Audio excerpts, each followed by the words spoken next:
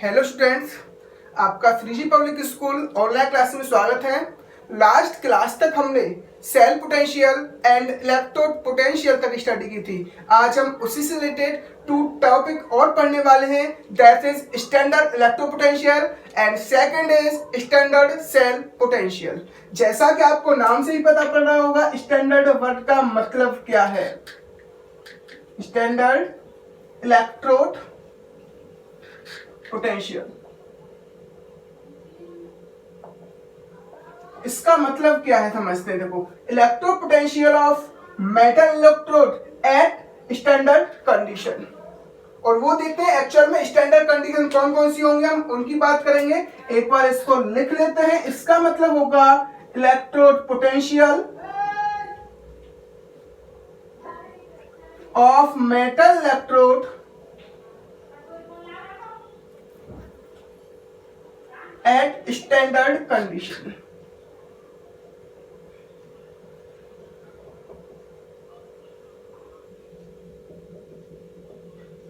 और वो देखते हैं स्टैंडर्ड कंडीशन क्या होती है। जो स्टैंडर्ड कंडीशन होंगी, उस कंडीशन पर जो मेटल इलेक्ट्रोड का इलेक्ट्रोड पोटेंशियल होगा उसको हम स्टैंडर्ड सेल पोटेंशियल कहते हैं। और ये स्टैंडर्ड कंडीशन क्या क्या है हम उनको देखते हैं। एक्चुअल में ये स्टैंडर्ड कंडीशन है क्या क्या। स्टैंडर्ड कंडीशन होंगी इस सिचुएशन पर जो आपका स्टैंडर्ड कंडीशन में यहाँ पर जो टेम्परेचर होता है वो होता है आपका 25 डिग्री सेल्सियस या फिर 298 केल्विन। बात समझ में आ रही है आपको। आपने लेकिन क्लास 11th में पढ़ा था मोल कॉन्सेप्ट में। एसटीपी का मतलब स्टैंडर्ड टेम्परेचर प्रेशर, वहां क्या था टेम्परेचर 0 डिग्री सेल्सियस। लेकिन इलेक्ट्रोड पोटेंशियल वाले केस में यहाँ टेम्परेचर क्या होगा 25 डिग्री सेल्सियस। इस पॉइंट को आपको याद रखना है, गलती से आप इसको 0 डिग्री सेल्सियस नहीं कर सकते, वरना जो आपका स्टैंडर्ड इलेक्ट्रोड पोटेंशियल की वैल्यू आएगी वो गलत आएगी। जहां तक याद रखना है। सेकंड कंडीशन इज प्रेशर क्या होगा यहाँ पर 1 atm ले लो या 1 बार। बात एक ही है, 1 बार और 1 atm mostly approximate equal value है। 1 atm इक्वल टू 1.0125 बार होता है, इसलिए दोनों क्या होती हैं अप्रोक्सीमेट वैल्यू। यहां तक बात समझ में आ रही है। हम बात करते हैं third condition. Third standard condition is concentration of electrolytic solution. जो आप इलेक्ट्रोलाइटिक सॉल्यूशन लेते हो जिसमें आप मेटल इलेक्ट्रोड डिप करते हो, उसकी कंसंट्रेशन कितनी होनी चाहिए आपकी 1 मोलर होनी चाहिए, यानी कि 1 m होनी चाहिए। बात समझ में आ रही है। ये क्या हो गई, तीनों स्टैंडर्ड कंडीशन हो गई। इन स्टैंडर्ड कंडीशन पर किसी भी मेटल इलेक्ट्रोड का जो इलेक्ट्रोड पोटेंशियल होगा that is called standard electrode potential. बिल्कुल क्लियर होगा आपको। अब 1 बाय 1 हम जो कंडीशन, यानी कि देखो, अगर इलेक्ट्रोड पोटेंशियल अगर ऑक्सीडेशन की वजह से जनरेट हो रहा है at standard condition that is called in the standard oxidation potential. अगर हम कहें इलेक्ट्रोड पोटेंशियल रिडक्शन की वजह से जनरेट हो रहा है at standard condition that is called standard reduction potential. बात तो वही है, लेकिन ये स्टैंडर्ड कंडीशन को अगर स्टैंडर्ड कंडीशन को फॉलो कर रहा है तो बस आपको स्टैंडर्ड वर्ड आगे लगा देना है, बाकी सब एट इट इज रहेगा। जहां तक आपको बात समझ में आ गई होगी। और स्टैंडर्ड पोटेंशियल को हम चलो देखते हैं एक्चुअली मतलब क्या।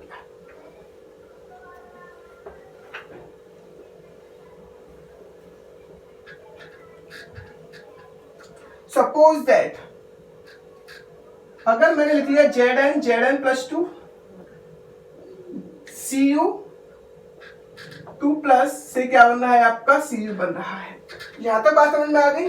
और आपको इनको इलेक्ट्रोड पोटेंशियल के फॉर्म में रिप्रेजेंट करना है, स्टैंडर्ड इलेक्ट्रोड पोटेंशियल। तो याद रखना है आपको, स्टैंडर्ड इलेक्ट्रोड पोटेंशियल को मैं E0 से रिप्रेजेंट करता हूं। किससे रिप्रेजेंट करता हूं? E0 से। E0 Zn से Zn2 plus. What means of this? इसका मतलब क्या होगा? इसका मतलब है Zn प्लस 2 में कन्वर्ट हो रहा है या नहीं हो रहा है। इसका मतलब यह 0 ऑक्सीडेशन नंबर से +2 ऑक्सीडेशन नंबर में जा रहा है, तो Zn का यहाँ पर ऑक्सीडेशन हो रहा है। आप इसको क्या कहोगे? It is the standard electrode potential या standard oxidation potential of zinc. It is a standard oxidation potential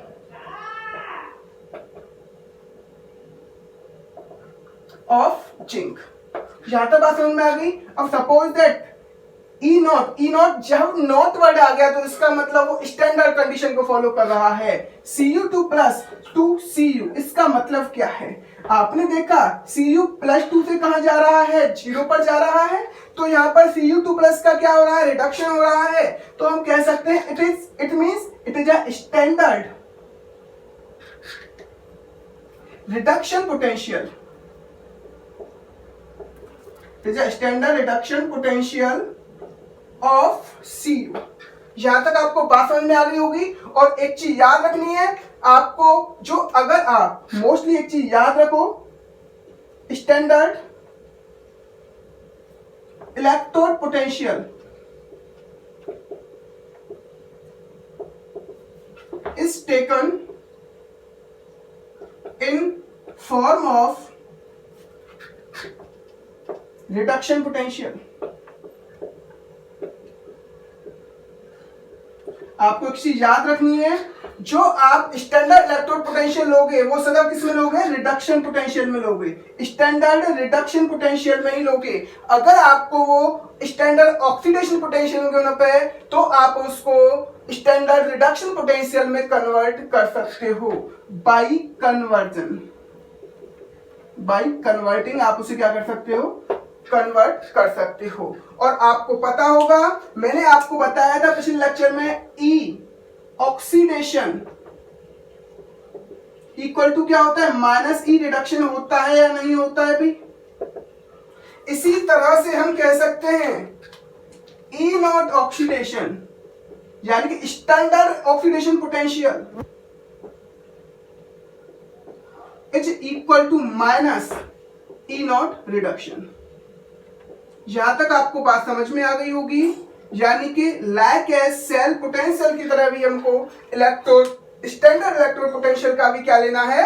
reducing potential लेना है, जिससे आप आगे आने वाले स्टैंडर्ड सेल पोटेंशियल और आपने देखा उन्होंने सेल पोटेंशियल में इजीली वैल्यू पुट अप करके आंसर निकाल सके। यहां तक बात आपको समझ में आ गई होगी। अब हम बात कर रहे हैं next is standard cell potential.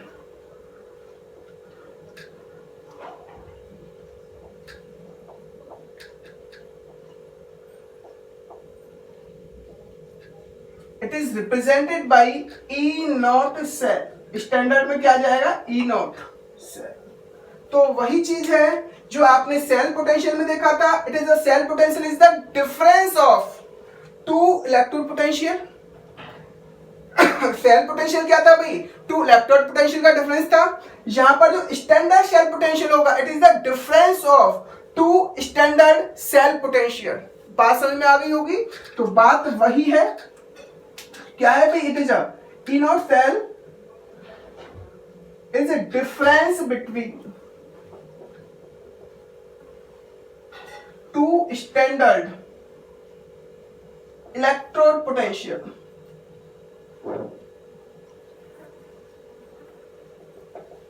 of metal electrode in chemical cell। यानी कि ये क्या होता है? बस टू स्टैंडर्ड इलेक्ट्रोड पोटेंशियल का डिफरेंस होता है। और ई सेल का था आपका सेल पोटेंशियल क्या था? It is a difference electrode potential. बस आपको स्टैंडर्ड वर्ड यहां लगा देना है। तो आपने देखा था like as E cell. E cell क्या हुआ था आपका? E cathode minus E anode, यही तो था। लेकिन यहां पर स्टैंडर्ड बात आ रही है, तो हम कह सकते हैं E not cell equal to E naught cathode minus E naught anode.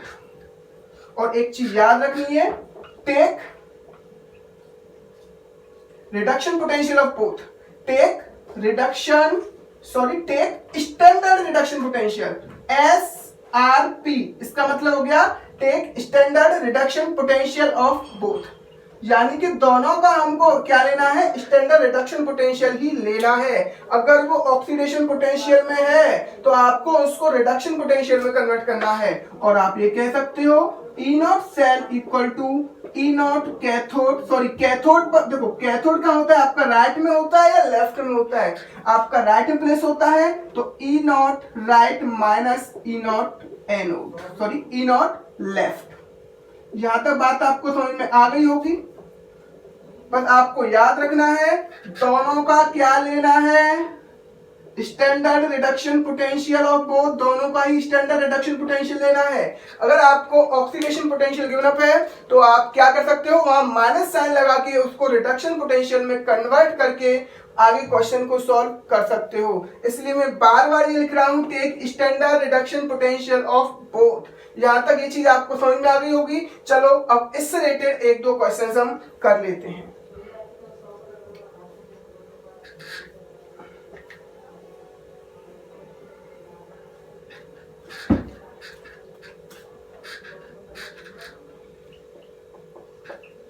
If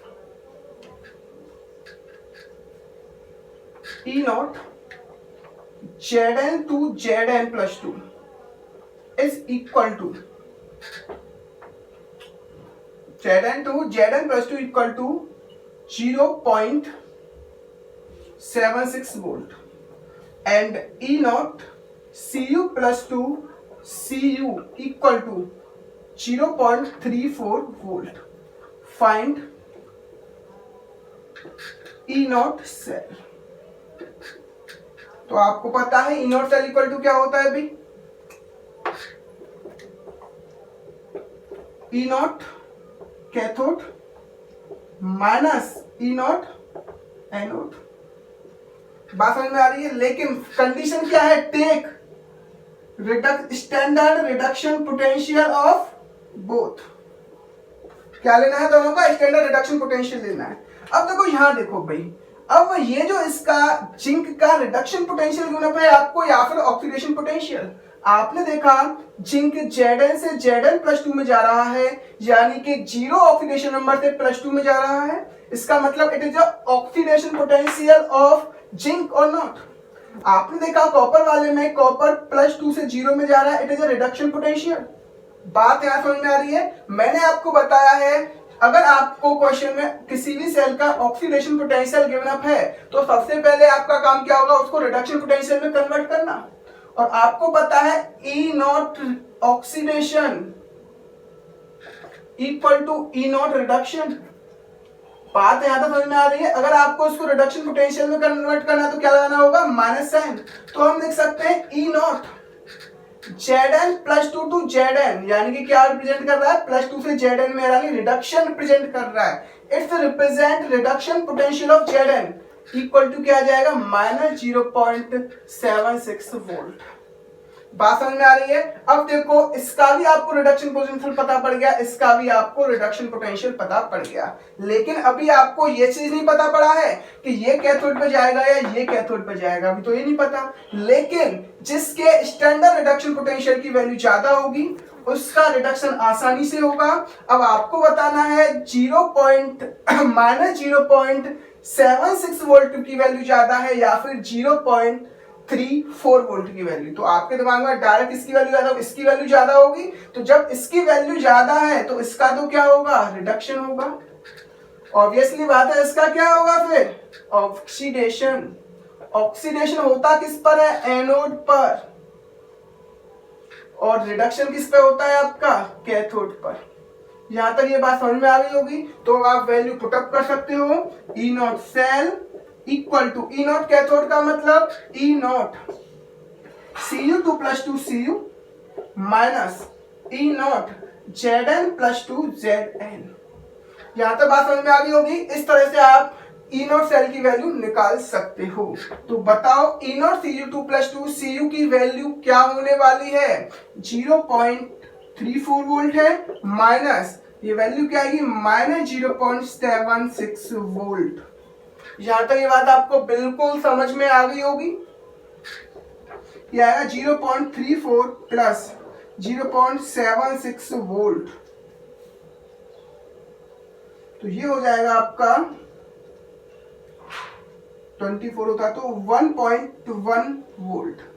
और एक चीज याद रखो, ई नॉट सेल या ई सेल की वैल्यू कभी भी नेगेटिव नहीं आती है, वैल्यू क्या आती है, पॉजिटिव।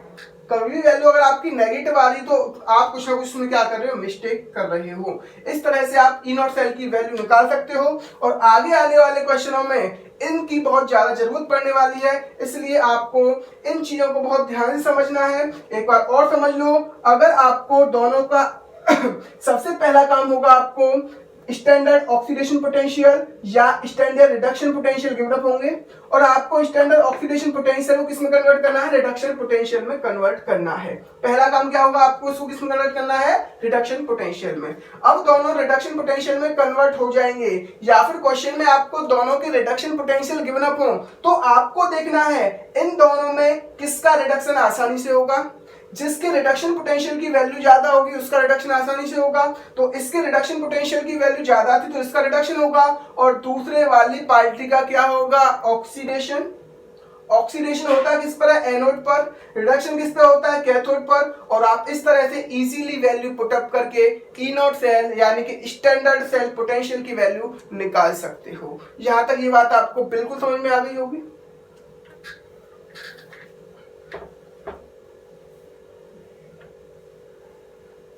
चलो एक क्वेश्चन और लेते हैं।